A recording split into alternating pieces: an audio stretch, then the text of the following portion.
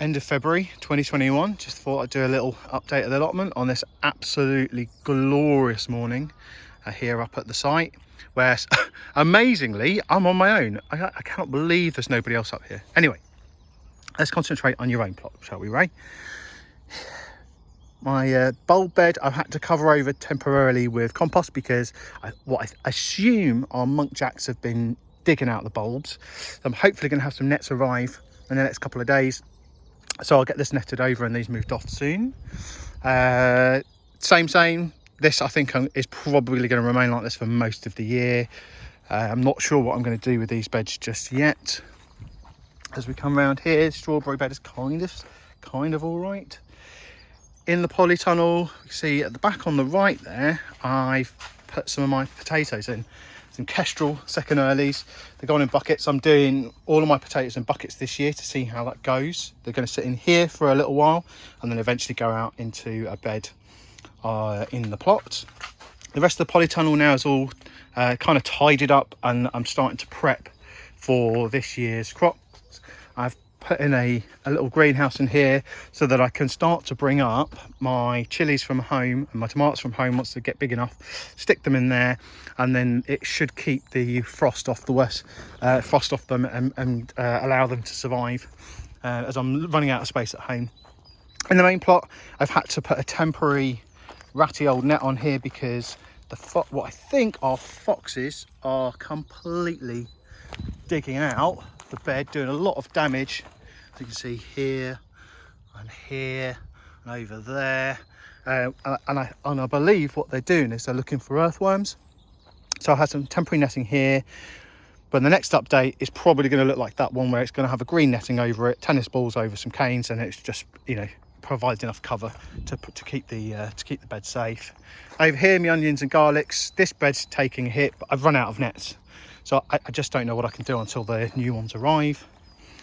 My broad beans, it took me too long to get this cover sorted and working properly, so it's a really thin collection of broad beans. So I think it's going to be another poor year for those, but celery, there's always next year. I should have some leeks though, which is good. So that's all right. Over here, those are doing all right. Garlics, I think. I've sown some carrots today, but because of the issue with the foxes, I've just put this temporary cover over. It'll take, you know, a week or two for them to germinate, so I'm not too worried. Over here, I've since last month completely cleared out this bed, tidied up the asparagus bed.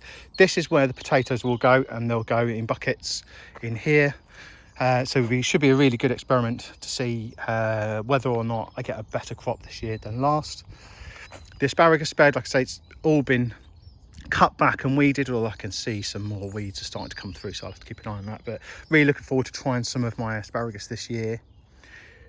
As we come around to the broccoli, this took an absolute hammering from the wind and from the cold snap we had, but I've netted it over, and as you can see, we're starting to get some purple sprouting broccoli, so I'm really pleased and looking forward to trying some of those. I think there's one over here. Yes, this one over here is doing really well, and I'm hopeful that I'll be able to pull some out and get some broccoli home pretty soon, which is good. As we come to the back, this bit's still a mess.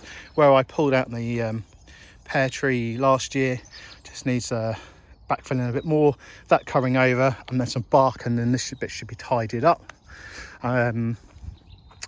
And then this is the Loganberry, and this is my blueberry, the surviving blueberry. The blueberry's looking good. It's starting to bud out, which is good, which I'm pleased about. What I think I'm going to try and do this year is build some sort of a fruit cage around this stuff just to protect them. Properly trellis this to give it some support, and that should be good. And then as we come over here, I've got a little blackberry. I think it's a blackberry. We'll see. That one of the other allotmenters gave me. This is my plum tree, which had a massive growth spurt last year, and I'm really hoping will fruit for the first time this year. Rhubarb's looking excellent, so I would imagine I'm going to have to give some of that away because I failed to get in and split it in time, but really looking forward to doing lots of stuff with rhubarb this year. And then now my single compost bin, I've started to pull out some of the big stuff into this bag. I really need to try and get a 2 or a 3 bin system set up. I just need to figure out where I'm actually going to put that. But I'd really like to just get organised with a 3 bin system, maybe back here, and so I can have my own compost. And then as we come round to the rest of the plot, this is my pear tree. Everything looks to be all right. Everything's springy, not snappy, so I think this has survived, which I'm really pleased about. And then these are my other fruit trees. I've just put some bark around them to try and, you know, make them a bit prettier.